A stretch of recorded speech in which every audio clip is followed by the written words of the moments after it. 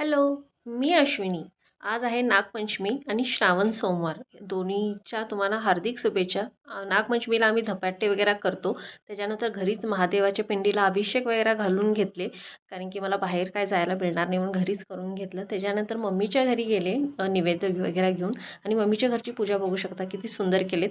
माझ्या घरी काही नाग नसतो. मी काय नाग आणून पूजत नाही. कारण मम्मीच्या घरी नाग वगैरे आणतात आणि खूप सुंदर अशी पूजा वगैरे करतात. आज आमच्याकडे ना अळूचं जेवण केलं जातं. आळूचे फतफतं आणि आळूच्या वड्या.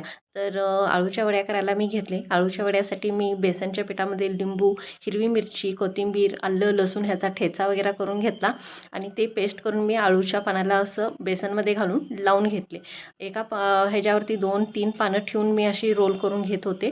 बघू शकता असं एका पानावर 2-3 ठेवायचे आणि जितकं आपल्याला बेसन पाहिजे तितकं लावायचं आणि त्याचं असं रोल करायचं आणि त्याच्यानंतर ते वाफवून घ्यायचं. म्हणून एक साईडला मी वाफवायला पण ठेवून दिले. पटकन वाफून होतात ते.